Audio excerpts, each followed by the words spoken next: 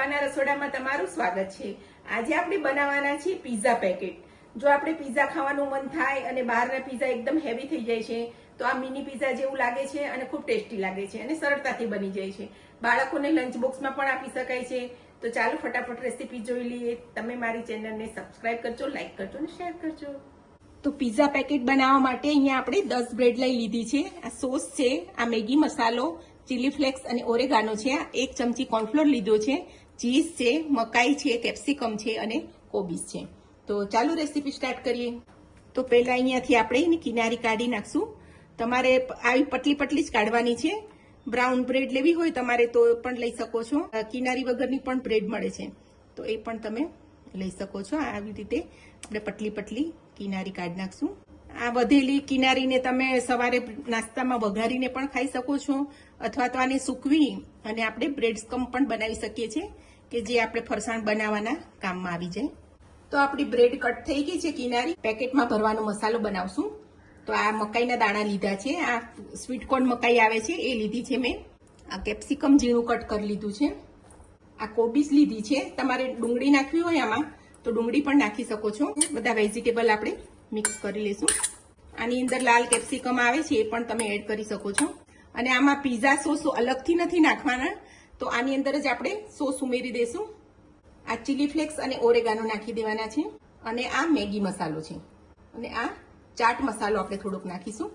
બધું આપણે સરસ રીતે મિક્સ કરી લઈશું। તો આપણો પિઝા પેકેટમાં ભરવા માટેનો મસાલો તૈયાર છે। હવે આની અંદર આપણે ચીઝ નાખી દેવાનું છે। તો ચીઝને આપણે આમાં છીણી કાઢશું। ચીઝ તમે વધારે ઓછું તમારા સ્વાદ પ્રમાણે કરી શકો છો। બાળકોને મોટાને બધાને ચીઝ આમાં વધારે હોય તો સારું લાગે છે। તો આપણે ચીઝના 4 ક્યુબ નાખી દઈશું। તો આપણે ચીઝ છીણી નાખ્યું છે અને આપણો મસાલો એકદમ તૈયાર થઈ ગયો છે।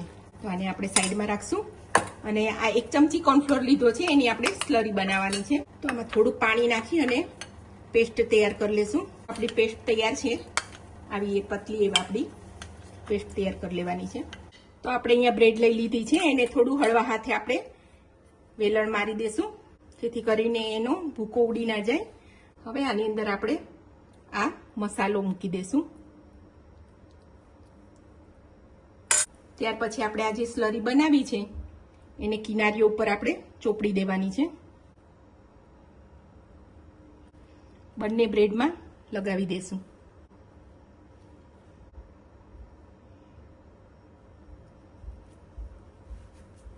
અને બંને બાજુથી આપણે આ રીતે પેક કરી દેવાની છે। તો આ રીતે આપણા ઉખડી ના જાય એવી રીતે આપણે ફિટ પેક કરી અને આવી રીતે બધા પેકેટ આપણે તૈયાર કરી લેશું। તો આપણે પેન મૂકી દીધું છે, એની અંદર આપણે આ પિઝા પેકેટ મૂકી દેશું। તમે બટર કે ઘી કંઈ પણ લગાડીને શેકી શકો છો। તો આપણે બટર લગાડ્યું છે એ બાદ હવે આપણે ઉલટાવી નાખશું ને બીજી બાજુ પણ આપણે બટર લગાડી દઈશું। બંને બાજુ બટર સ્પ્રેડ કરી અને ધીમા ગેસે આપણે શેકી લેવાની છે। થોડું થોડું કિનારેથી પ્રેસ કરવાનું। તો આપણી બ્રેડ હવે શેકાઈ ગઈ છે, તો આપણે એને પ્લેટમાં લઈ લઈશું।